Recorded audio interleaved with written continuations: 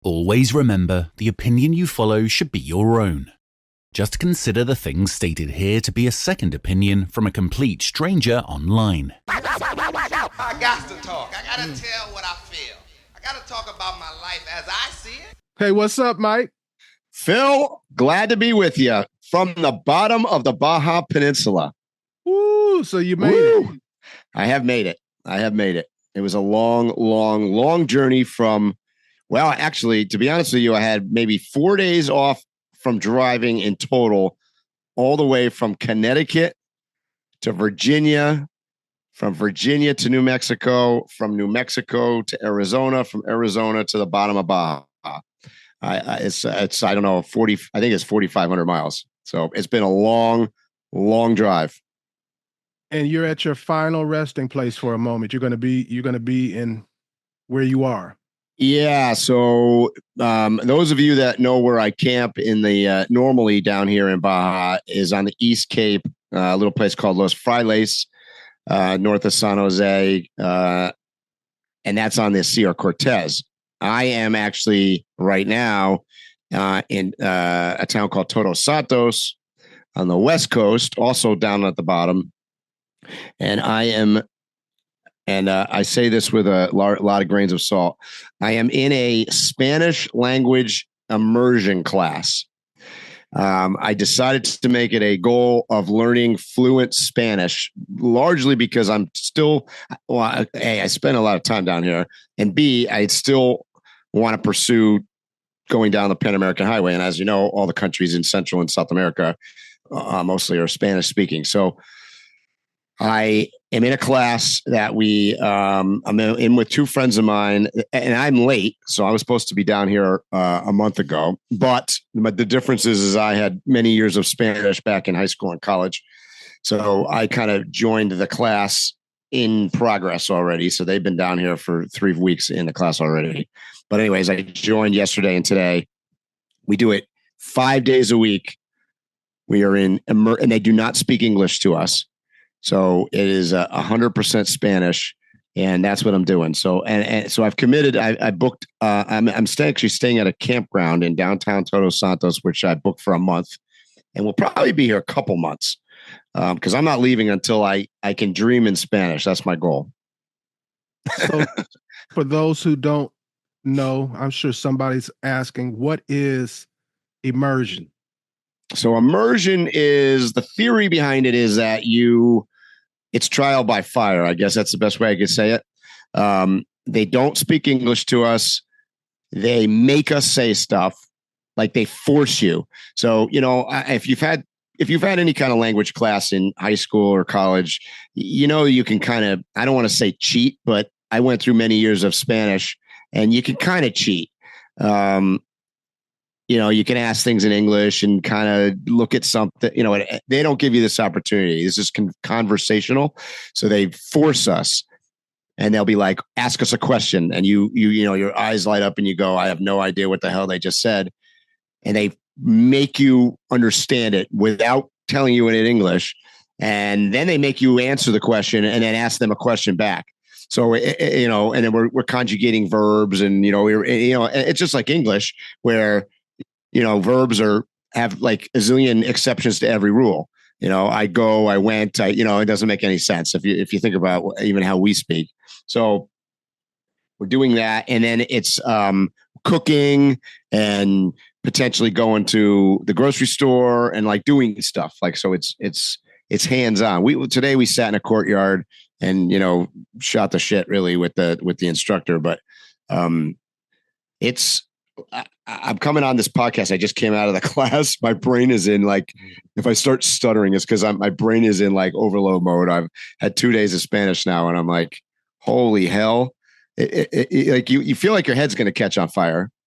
So another logical question I think some may ask is, I just ordered Rosetta Stone, or Yep. there's a community college down the street, and on Saturdays they have Spanish classes or French or whatever it may be. What do I gain through an immersion class? Well, so a couple things. I mean, we're blessed with the fact that we're in Mexico, right? So when we leave the class and we stop at the grocery store on the way home, we still have to speak Spanish, so we're always speaking Spanish down here. We have no choice. The advantage of the immersion class is like that it's intensive. It's basically one-on-one. We have an instructor and it's just me and my friends, Kevin and Brennan. So it's three of us. It's just the three of us. And we can custom tailor it any way we want. So like, I'll give you an example. Like we're tailoring it to travel. And I think this is a good point, Phil, you bring up. For those of you out there that are going to be doing any kind of international travel, to countries that speak different languages, the more that you know, the better you're going to enjoy the place you're at. And the less you're going to feel apprehensive or have anxiety. Because I think one of the number one things that people ask me, say at Overland Expo when I'm teaching is, they're worried about where they're going, and I think you worry more when there's people, 10 feet away from you that are speaking, you can't understand what they're saying. So you don't know if they're talking bad about you. You don't know if they're not talking about you at all. You don't know if they're saying, wow, those gringos are here. I can't believe they're staying in this area because it's not safe. You don't know. So I think the more that you know, the better.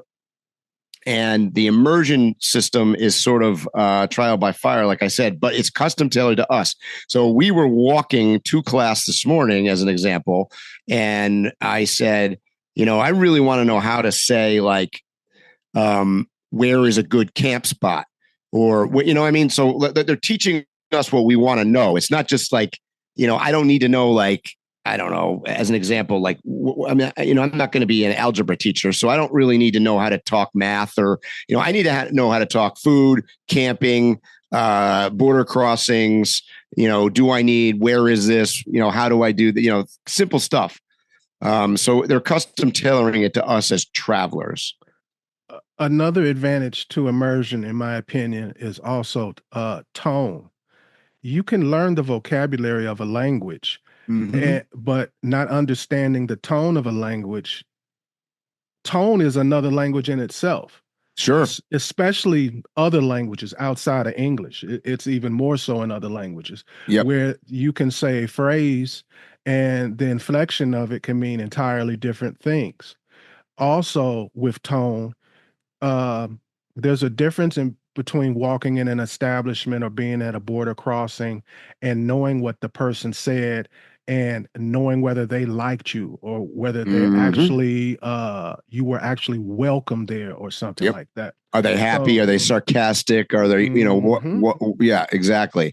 And that's important. I'm glad you brought that up because that's partly what we're doing is the woman that was teaching us today, she corrects us every time we say anything incorrectly.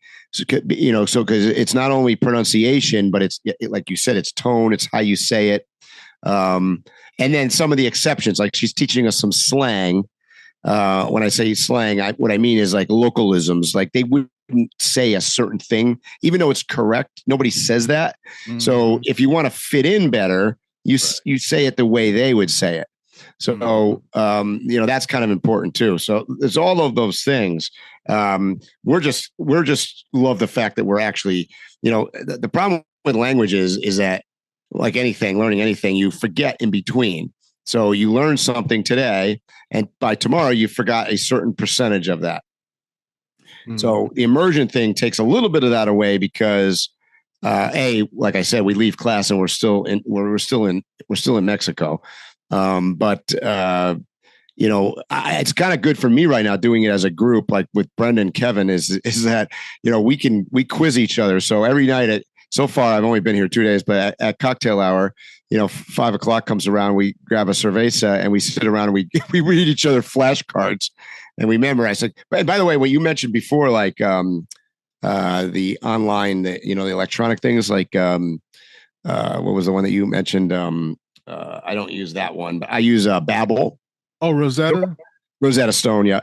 They're all good. I'm using Babbel right now. So I'll look at it at nighttime before I go to bed. So it's all cumulative. Like, Right. so what we've noticed so far is because I've had so many years of Spanish in my past, I'm pretty good with vocabulary. I know a lot of words, and I'm pretty good at pronunciation. What I'm not super good at is stringing things together. So I tend to be like, I can tell you like your cat is over there, but I'm, if I was speaking, if I was translating that from English, it'd be like cat there. You know what I mean? Like that's not how we talk.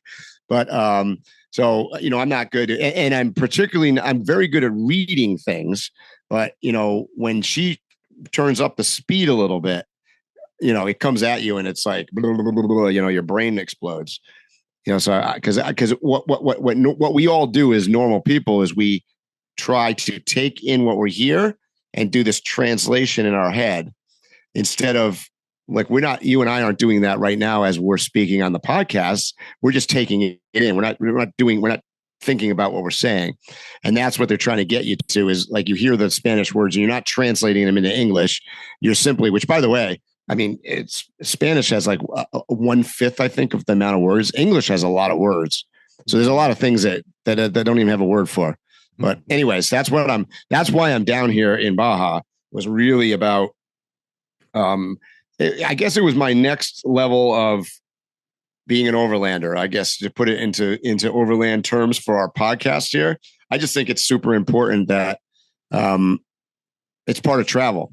It's no different than if you and I got on a trip and we went to, I don't know, Italy. We would want to know the words, and we want to know their customs. We want to know their food, like, I don't know. It's like looking at a recipe. The more you know about the way the food's made, the more you might be interested in eating it and talking about it. So I just think it's all connected. And we like to talk about having memorable moments. That is a highway to memorable moments. Being able to speak the language and being able to speak it to the level that maybe a restaurateur allows you in the back to eat. The chef offers you some special dish he doesn't normally make or something like that. Exactly. And you can take advantage of those things. So special treatment is big. I'm going to leave you guys with a tip. This is because I get asked this at Overland Expo a lot. I think people are, and this goes along with this language thing, people get antsy and anxiety over border crossings and checkpoints, military checkpoints and things, which they have them here in Mexico. They have them in virtually every country I've been to be honest. In fact, if you travel in the south west of the United States, they got them in the U.S. too. And we've talked about that before. But I traveled down the peninsula in 2 days. I don't recommend this. I got from Yuma, Arizona, all the way to the bottom here in 2 days.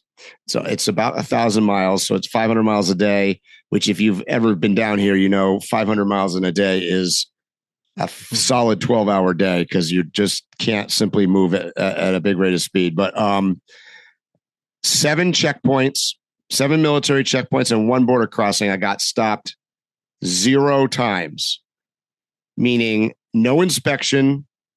I crossed the border into Mexico, and I came up to the border, and in Spanish, I said, "Hello, good morning. I am going from Yuma, Arizona. I'm driving towards Guerrero Negro right now, and this is my full-time house." And the guy goes, "Adios." And I did that at every checkpoint. So this is a tip for those of you that ask, because you could get stopped and searched at every one of them, and people are like, "Oh my God, I got searched. They went through my bags." Yeah, that's their right to do. They can do that. But I'll tell you what, I learned if you communicate and you tell them all those things in advance, I think they just were like, "Well, that guy's done this before. He knows whatever. He just gave me all the information. I really want to know what he's doing." And they let me go. Everyone never got stopped. So that's a tip for those of you that might be traveling either to Baja or to Mexico, or quite frankly, any place overseas. The more that you communicate with them and just are upfront, I think the better you are. So, Mike, a lot has gone on in the week since last week's podcast. Go ahead and say what you're going to say. There's a lot of things that have gone on. I mean, where to start?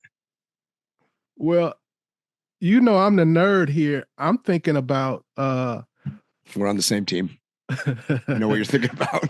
Boeing is they're on their way out, brother. And SpaceX is on their way in as far as being the go-to person for NASA. I got to tell you, when they caught that booster rocket in arms, when that thing came down from SpaceX, that might have been the most amazing thing I've ever seen. I mean, we've seen them land things on little floating boats in the water and stuff, but the fact that this ginormous booster with all these engines comes down and it's snatched by Godzilla, whatever they called it, fascinating. Absolutely fascinating to me.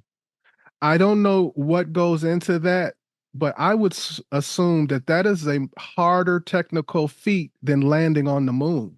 I would think so. That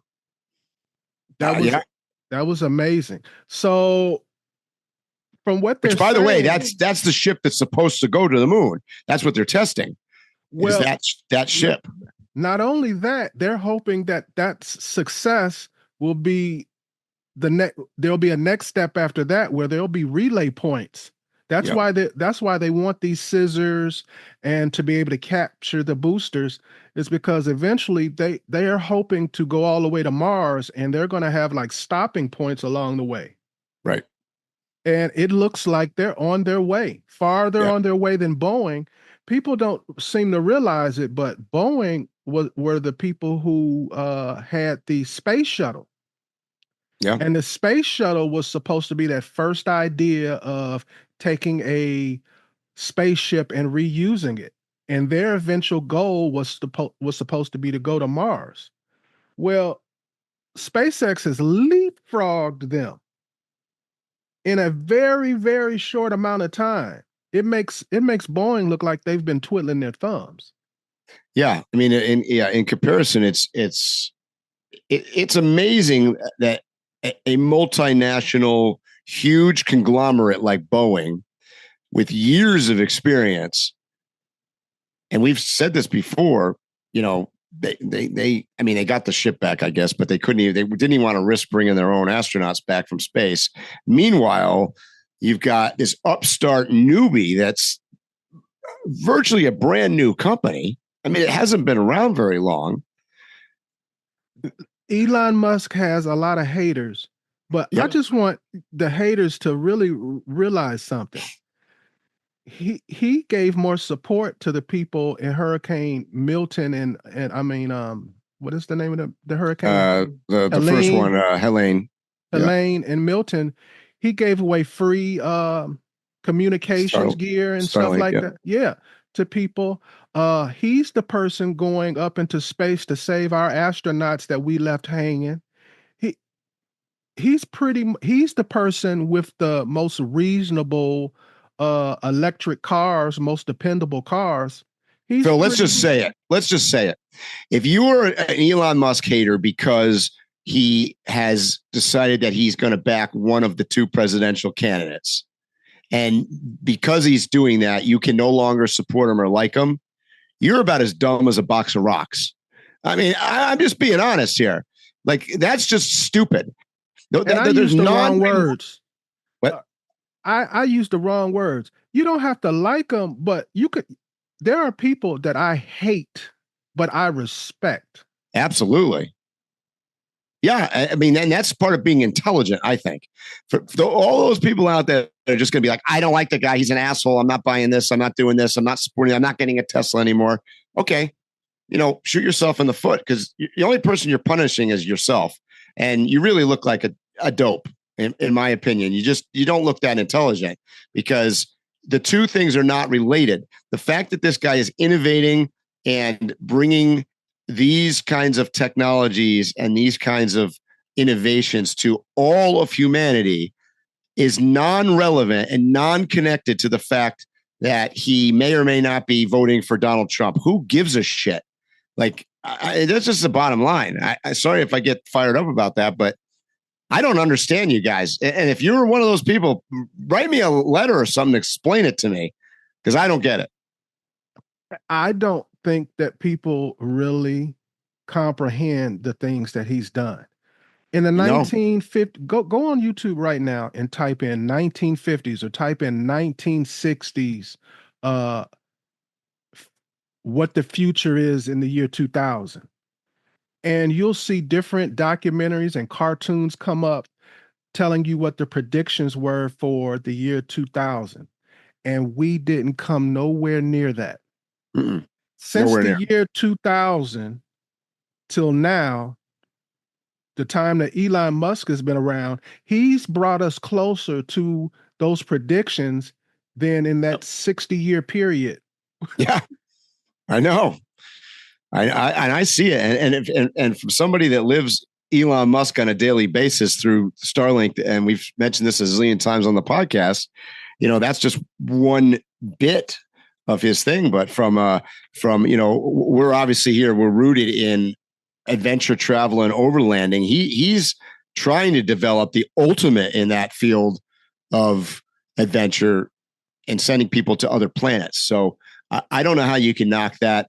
I just don't. I mean, I don't know how you can politicize that and turn it around and say getting back to the moon or getting to Mars or anything is somehow political. I mean, I just, yeah, sure, there's a military element and component of that. Let's not beat around the bush. I mean, the United States is obviously trying to beat out China and India and, other countries that are also competing in the same space. But every decade growing up, there was something about space that we were trying to do. And it was even incorporated into our education. If you were in grammar school and you had a science class, there was always talk about NASA and going to the moon and going to Mars and stuff like that. That basically died down for about 20 years, where there was no talk about doing anything big.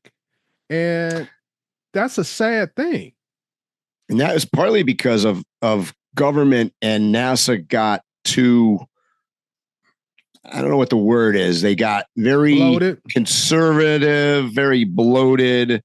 We retired the space shuttle largely because it was aging and we had a couple accidents with it, but their tolerance for risk went down, and you're not going to innovate any longer.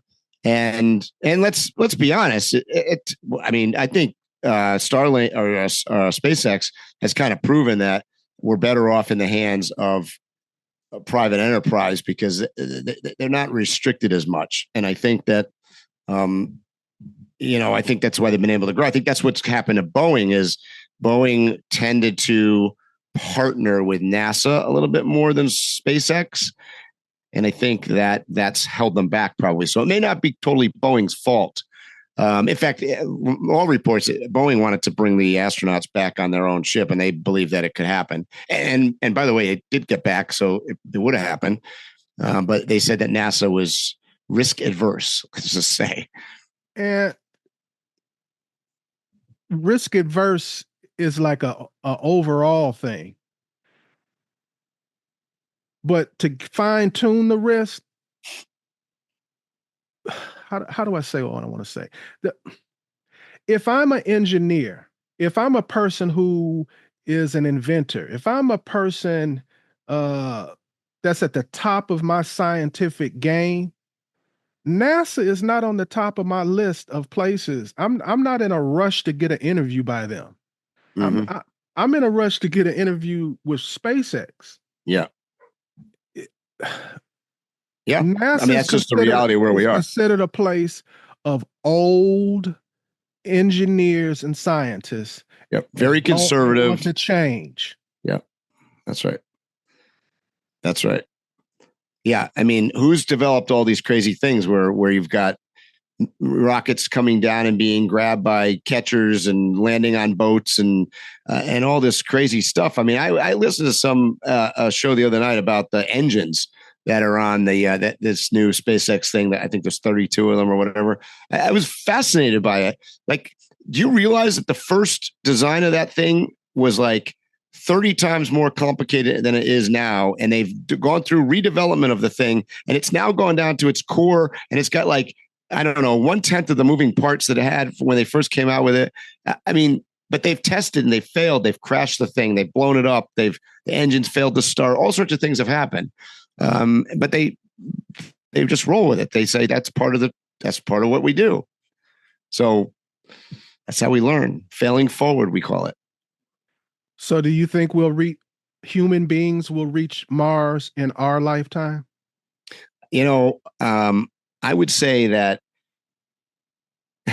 reaching Mars in our lifetime is going to be way more achievable than coming back from Mars, because right now they have no plan or no way of doing that. So they've pretty much have figured out that they can probably get people to Mars.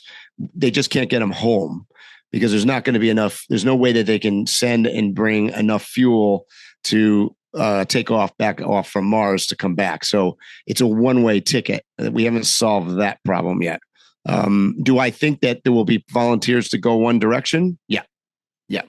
So I think if we have the ability to go, yes, I do think people will go. So if that happens, do you think that'll be done by the government sending people that volunteer to? Nope. No way. I think it's going to be private enterprise and it's going to be private people. They won't be astronauts. And will those people know that they're going one way? Yes. Yep. Because they actually put out this thing, another company that was competing. And I want to say it was connected to Richard Branson and the Virgin thing had put out, because I remember getting it.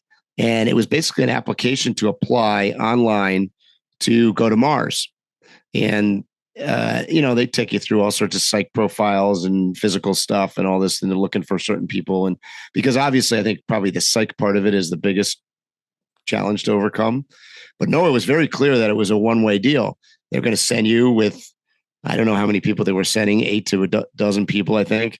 And, you're going to have enough fuel to get there. They're sending you with the equipment and ability to produce food and a greenhouse or whatever that once you're there. So it's not like they're going to send them to die, but they're going to send them to a place where they can't come back.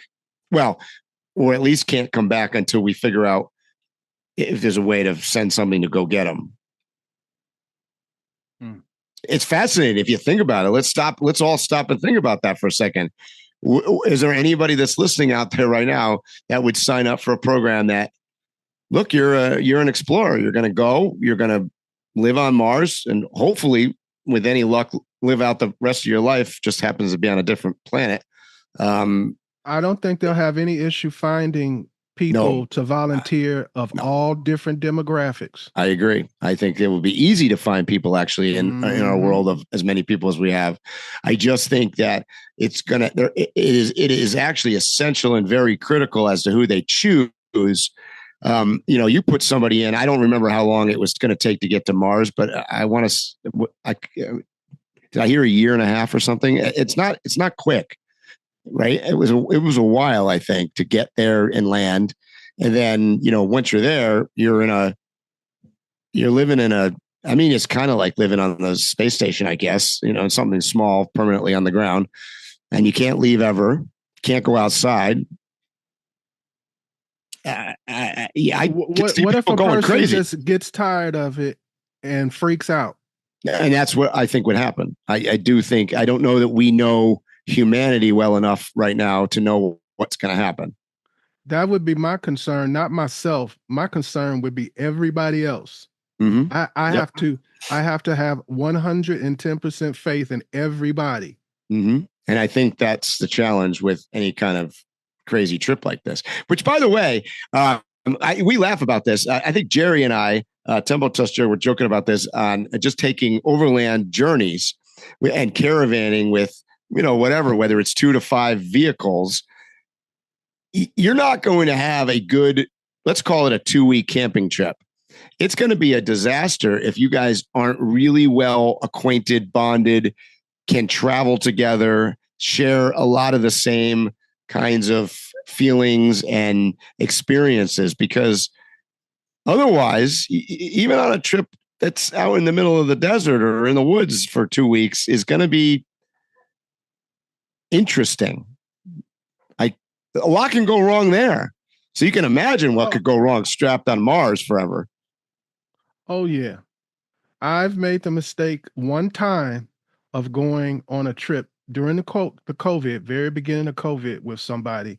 And it was the worst time. And I was so glad when he had to go. Yep. And sometimes I think many of us don't think about that enough. I recommend that. First of all, I recommend not traveling with large groups, in any kind of overland situation, because I just think that makes it even more challenging. But when you have diverse things where, maybe some of the group are single and other people are couples, or there's, somebody has a dog and you don't have a dog, or, there's a lot of things that can go wrong. So, choose carefully, I guess, is the best way I could say that. I agree. I agree. I had a very bad experience. Yep. And one thing I've learned is you need to have a discussion with that person about what's going to go on and how long it's going to go on. Yeah. The biggest issue for me in pairing with somebody is normally they have a very limited amount of time. Yeah. And they want to do everything in a short period of time. Yep. And I understand. I have the same thing because I have unlimited amount of time, and I've also done it for long enough to know that you're better off seeing a couple things really well than 100 things not so well. Yes. Yes. This goes back to the memorable moments thing we always talk about. Yeah. You need to have time to have those memorable moments. Correct. That's right. Yeah. So I agree with you there. Yeah, a lot has happened this week. What else has happened, Phil? Okay. Do you want like national news, Mike? Hey, I mean, I had some time because I've been driving. So I've listened, like last week. Well, we talked about this anyways, because that was before the last podcast. But I driving to Virginia, I listened to the vice presidential debate, and then across country, I was listening. There was a bunch of news. We just had some big news this morning. They killed the leader of Hamas. They've definitively confirmed that it was his body that was killed by accident. Well, I say by accident. I don't think they were targeting him. That happened. We had. So, from my understanding, that was kind of like a deal America made with Israel that if we kill him, then you guys will withdraw from attacking or something like that. Yeah, not going to happen. Oh, they're still going to do it? Oh, do you think they're going to get? No, I mean, you want my Israel nutshell commentary here? I don't think that Netanyahu is going to stop the war on either front until he feels like they have obliterated them. I thought we had a deal in place with them. I thought that's why we were doing that. Yeah. Okay. So did you see the two interviews that were done, the one for Kamala and the one for Trump? Yes. So Kamala went on the Brett Baer, I think, on Fox News. So let's put this in perspective out here. When Harris goes on Fox News and Trump sits in front of a all-female audience panel, we are at the closest election that is ever going to occur. Let's repeat this, because I know some of you listen to us and are waiting for Phil and I to make our predictions on who's going to win the presidency. But it is so tight. It is so close.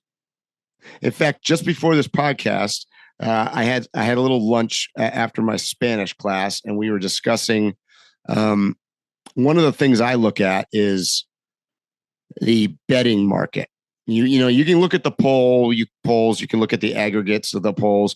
I actually like to look at the betting market. And right now, as we sit here today, well, what's his name? The famous guy. Who's the famous guy with the poll? He's got his own little channel now. I forget the guy's name. I know who you're talking about. That little I can't remember the guy's name. Anyways, he is right now. His prediction is Trump by, this is the Electoral College vote now, Trump by 50.03% chance of winning. 50.03. You can't get more deadlocked than that.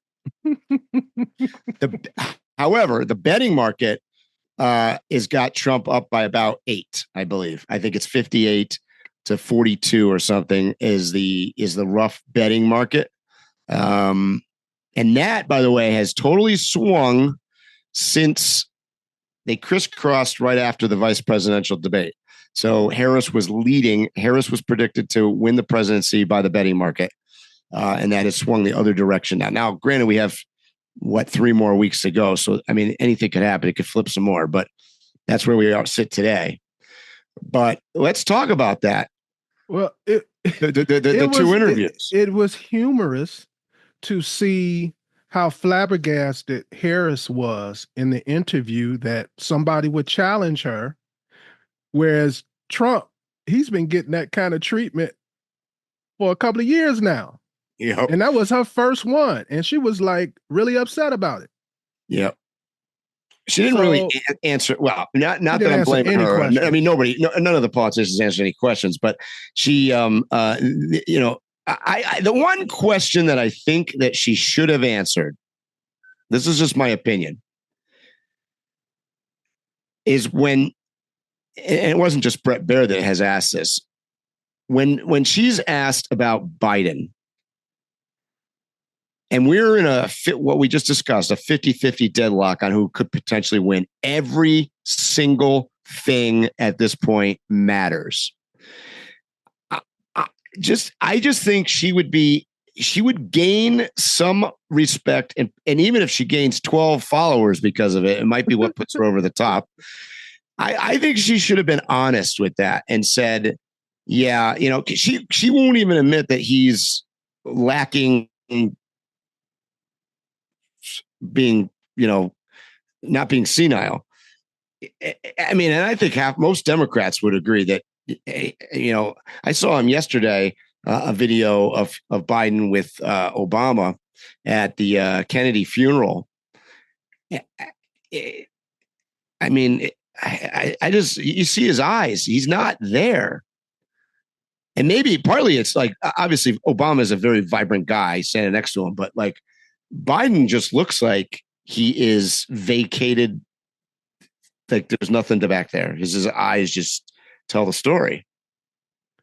So for Harris not to admit that she couldn't even admit to Brett Baer that she had concerns about the viability of Joe Biden.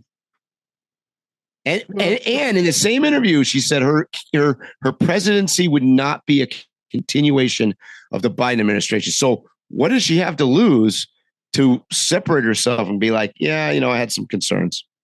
Yeah, but several interviews prior to this, she's been asked the same question. Yep. They specifically asked her what would be different between your presidency and Biden's. And she said nothing.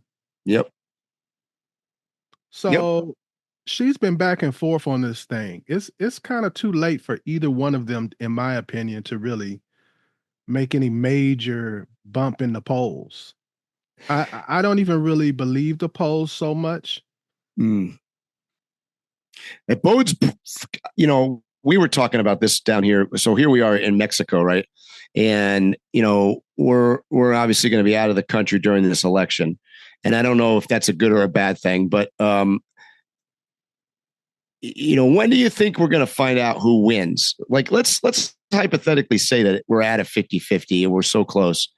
I mean, is it conceivable that we're not going to know who won till Christmas or even later than that? I don't know. I mean, if it's 50-50, I think it may go into all kind of litigation and be months after. But that's you putting that hypothetical in there. I don't think it's 50-50, bro. You don't? I think we're going to know who won the presidency by dinner time, late dinner, like 7, 8 o'clock. Wow. See, I think it's going to come down, and I said this a million times, and I'm sticking to it. My one prediction that I will stick to right now is that this election's coming down to Pennsylvania. I think whoever wins Pennsylvania wins. Period. I don't know that any of the other states matter that much.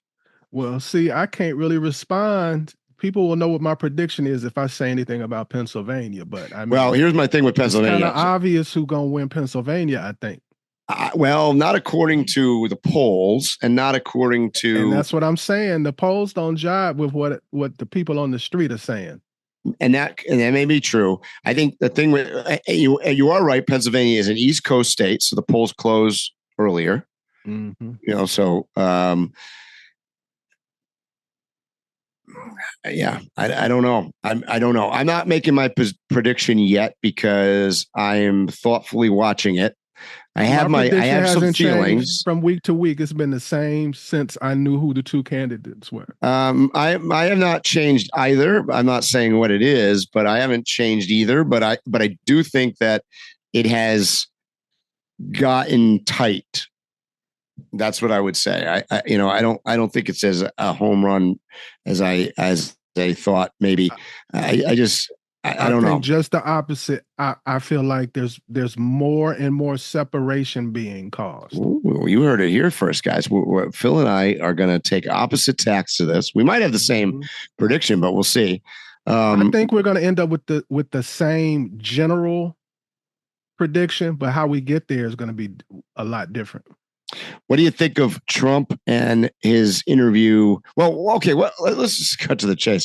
What do you think of Trump singing Ave Maria and dancing? And is he losing his shit? He was trying to do a Bill Clinton. Oh, he was trying to play the saxophone on the talk show. You get what I'm saying? I get what you're saying. He was trying to do a Harris when she does her different accents when she goes different places. And it just didn't come out right. It didn't come out good. This is regardless of whether it should be or whatever, but in my observations, what I have learned is that a middle-aged and older white male, whenever he dabbles in any kind of race relations or interactions and stuff like that, in America, he's like walking on glass. Mm-hmm. So I don't really look at those things because it'll be something where I know the guy meant one thing, but everybody has decided they want to take it another way. And I worded it that way because a lot of times the people taking it in don't necessarily, they know what the person meant, but it's an opportunity for them to make you look bad. Yeah. Yeah. I mean, there's definitely some truth to that. I just think that I guess my question is he starting to show his age similarly to Biden? Well, I think he's shown his age all throughout this, but not to the extent where I don't think he could be a president. I mean, I don't think he's ready to go run 5 miles and go hoop with the fellas or something like that. You know, but for his age, compare him to the average guy his age. He is in much better health. I would, yes. And I think that's what makes him viable. And that's why, he was spanking Biden because, I mean, it's what a difference between the two of those guys. But, okay. So fair enough. What would you think about him talking to what do you think that thing was rigged though? I mean, it seemed like he had an awful lot of friendly women in that room. Well, I was watching a thing where they were showing the backstage for the interview, and they had actually done the same thing that they did with the Harris CNN interview. They edited it. A lot of the people were like, "I already voted for you," but here's my question. So yeah, it was rigged. The people were most of the people there were Republicans. That's already in the news. It's a fact. I don't know. I just give the facts. The facts. I don't care whose side is right or wrong. I agree, but it's a little frustrating as an American that we can't do better. We can't get better candidates. We can't get a better process. We can't get better television coverage. We can't get better honesty. Like the whole thing is a load of garbage is the problem. It's like, I'm not even sure why any of us bother watching any of it, because none of it's real. I watch it because it's like, entertaining. I know it's not real. And that's the point. It's never been real, bro. It's like watching Housewives of Beverly Hills or something. It's a reality TV show. The problem is because of social media, because of the internet, people get to hear and rehear, and they're able to research. So it's changed the game. But the news has always been connected to political parties. Entertainment has always, and let me be clear on what I'm saying. I'm not just saying America. I'm saying throughout history. We can go over to Europe. You didn't have that printing press, and you wasn't printing your little pamphlet as the squire or whatever. Okay, but hold on. Permission of the king. Yeah, but okay, what's the woman that's on MSNBC? I don't know what her name is. I can't remember. I can't stand her. Edgy as hell. She's so far beyond one-sided. She's into another world of one-sided. But then on contrast, look at, I don't know, Hannity on Fox News. I mean, these guys do not compare to Walter Cronkite or Dan Rather or Peter Jennings or any one of those guys. Tom Brokaw. I mean, they had slants. Look, Dan Rather is pretty far left. I mean, he's admitted it, but he still was a news guy. I didn't get the slant that I'm going to get from the woman that's on MSNBC. You listen to her, and I want to clean my. I don't know. I'm not even going to say it out loud. Okay, if you go back to some of those old Walter Cronkite clips, at the end of the evening, they had the 2-minute thing where the guy gave his opinion. Yeah. I know. Yeah. Bro, I agree. That's pretty. I'm pretty much right on this. There is no government that has allowed a free press ever. Period. Yes, that's right. I would sign on to that. I would agree with that. Yeah. What else happened? Well, you might not find this interesting, but I do, Mike. Okay, good. There's a company called Lamb Weston, and they supply French fries. Yep, the majority of French fries. I used to buy, so when I owned my Irish pubs, we got all of our French fries from Lamb Weston. So I know exactly who we're talking about. Yep. Well, they are McDonald's largest supplier. And like you just vouched for, they are basically the supplier of potatoes for the world, or for restaurants and everything. Yep. Well, they had to cut their workforce, and they've here in Washington State, and they had to let go a lot of people. And it's basically because of what we've been talking about weeks before, about how McDonald's is no longer a cheap place to eat. So when people go, if they don't go for the little $5 menu thing, if they're ordering a la carte, they just get the hamburger. They're not getting the fries. And if they do get the fries, they're now getting small fries instead of the medium or the large. And because if you get a regular fry, if you go to McDonald's and you get a quarter pounder with a regular fry and the combo, right, the drink, you're at $20, right? Which is insane. And well, according to Lamb Weston, these $5 deals that McDonald's is starting to do, which is doing well, is actually exasperating the thing, because it's a small fry in it. Right. So it's probably 50% of what a medium fry is, or less. And if you multiply 50% of millions and millions of orders.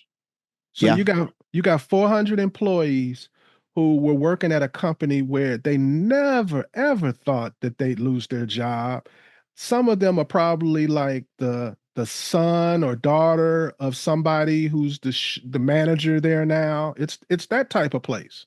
And 400 employees let go. And it's all because of this economy. It's all because of the rising prices of fast food, you can't afford to eat at McDonald's. It used to be a thing I remember growing up where they were saying that like McDonald's was a place for certain neighborhoods. They budgeted McDonald's because it was cheaper to eat at McDonald's than to buy groceries.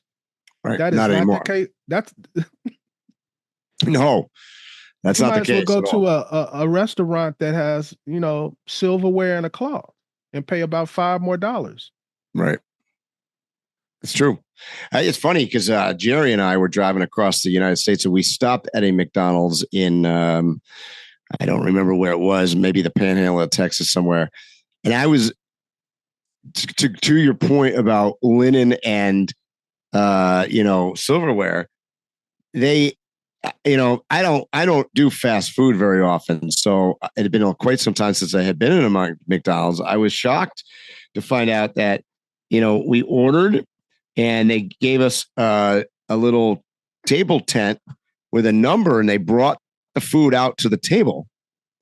And the whole inside of this place did not look like McDonald's at all. Like I was used to McDonald's being, those crappy little tables and back in the day, and they had the fun house in the front, and the place was kind of just, I don't know, always looked run down, even if it was brand new.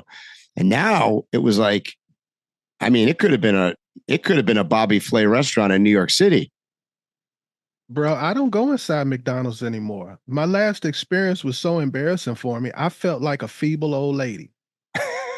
I went in there and I had to get somebody from behind the counter to come over and go to this touch screen. The touch screen.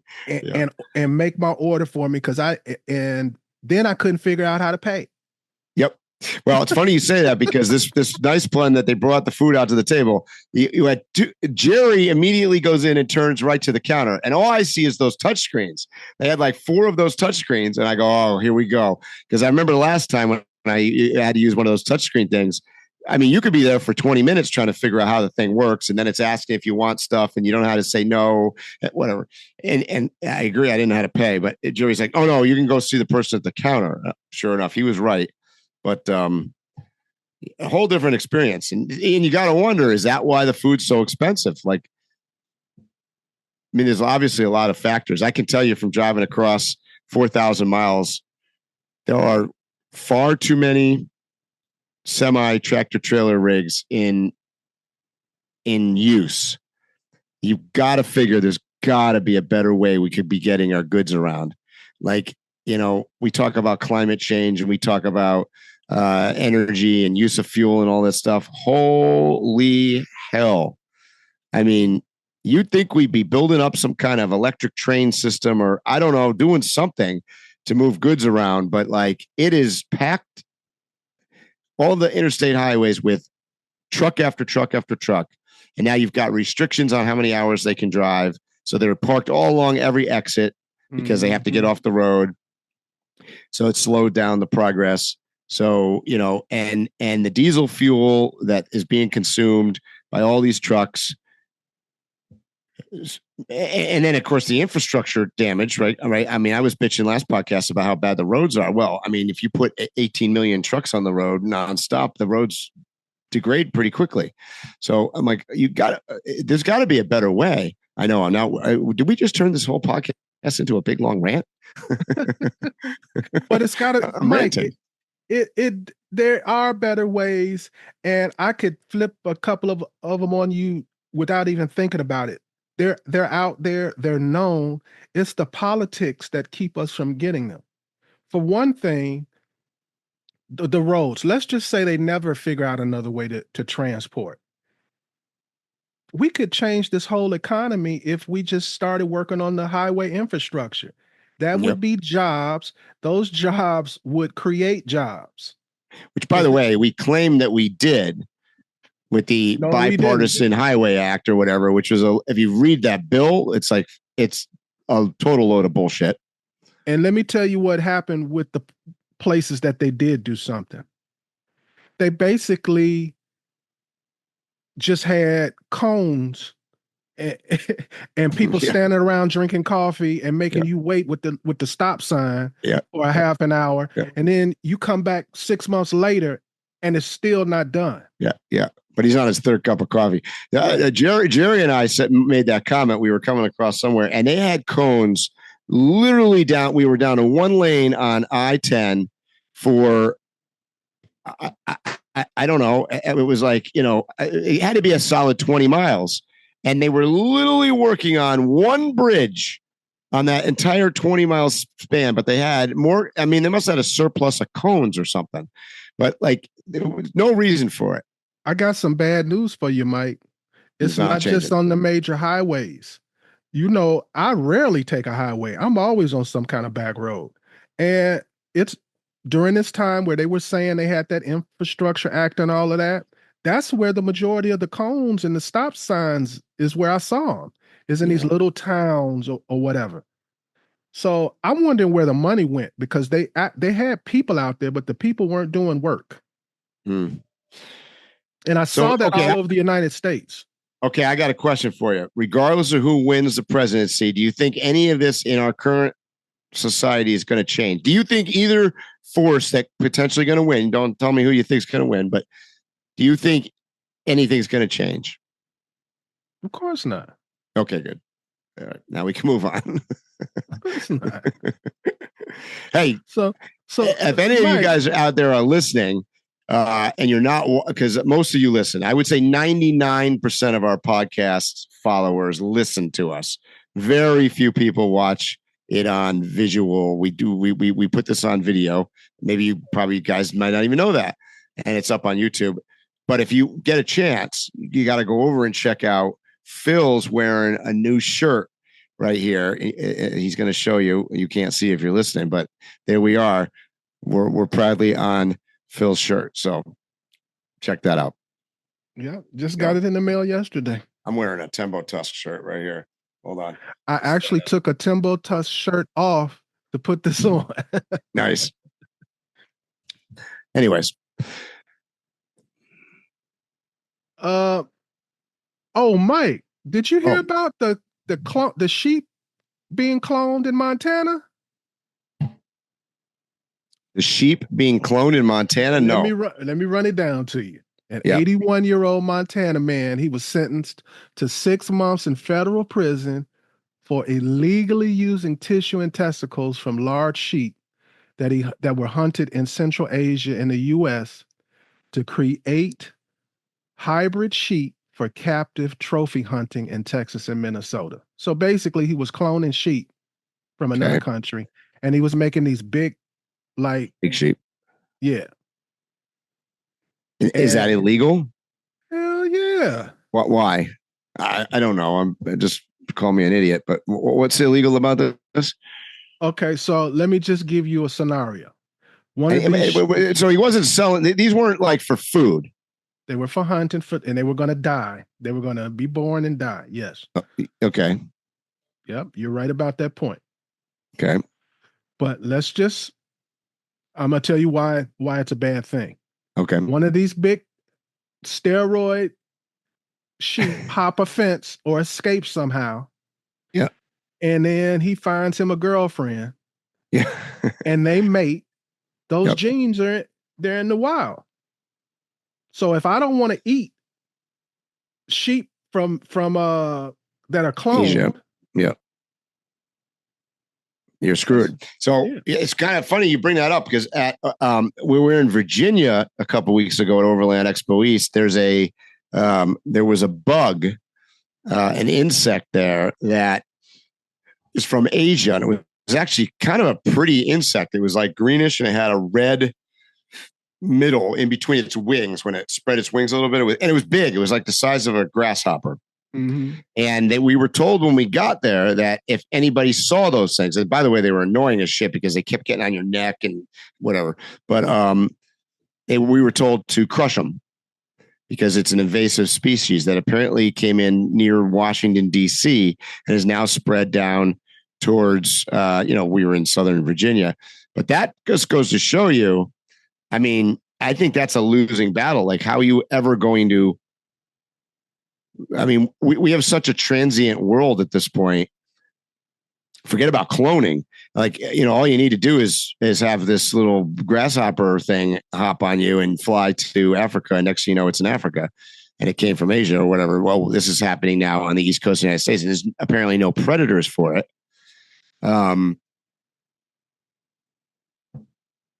That's a side effect of our traveling transient small world now. And I agree. If a genetically cloned sheep jumped the fence, next thing you know, I'll be out on my little ranch in Idaho somewhere, and I'll be like, oh, look at that. That's a ginormous sheep. And I'm a pretty much, when it comes to freedoms, I'm pretty loosey-goosey with freedoms. But this one I'm not so much, because I look at it in a different way. I look at it as, I don't want people to feel comfortable just doing science experiments. Experiments, yeah. Mm-hmm. It kind of goes along the same, it brings to mind our whole modern day today. You look at anything on the internet or on social media with AI, you can't tell half the time whether stuff is real. I was watching a video on TikTok the other day of them rescuing a giraffe from a cliff in Nepal. Mm-hmm. And they had a backhoe, and they were lifting the giraffe up, and they were trying to get it. Anyways, it was like a 3-minute video. It's AI. There's no giraffes in Nepal. There's no, you couldn't lift a giraffe with it. I mean, the whole thing is fake, but it looked pretty real. And more importantly, I will, of course, go down to the comments and start reading the comments. And 90% of the comments were like, so thankful that you rescued the giraffe. Oh, great. 90% of the comments did not think that this thing was AI. So look, you genetically modify and clone sheep and stuff. It's kind of this, it's in real life, but it's the same concept. It's like, you don't know what's running around outside, an animal. You don't know if it's a real animal or somebody made it in a factory. Bro, they've gotten so good with the AI that a lot of these gossip columnists on YouTube are actually AI. Yeah. It's not a real person. And not a real person. They've gotten to the point where they have like quirkiness in their voice, different inflections for different like races and everything. They're getting good at it. Because it used to be they sounded a certain way and you could pick them out real easy. You can't do it anymore. Phil, our listeners out there right now think that it's you and I doing this podcast. And obviously it's not. I'm kidding. But Mike, the killer is, if I buy the right software and take this and put it in, I could do 6 months.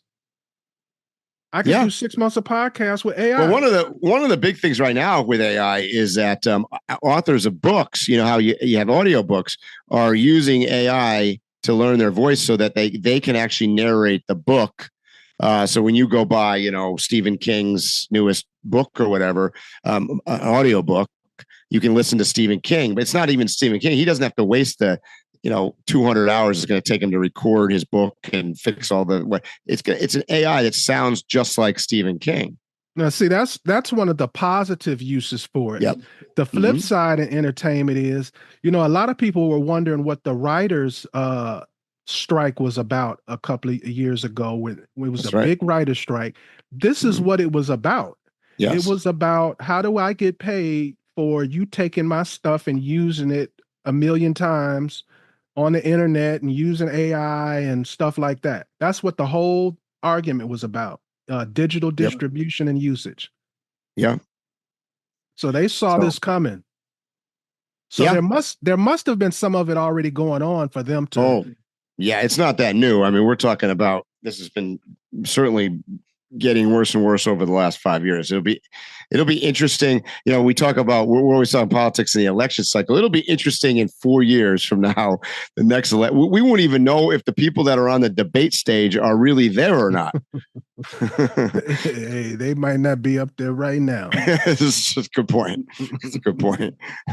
Biden wasn't up there. Biden wasn't there ever, or at least he doesn't recall.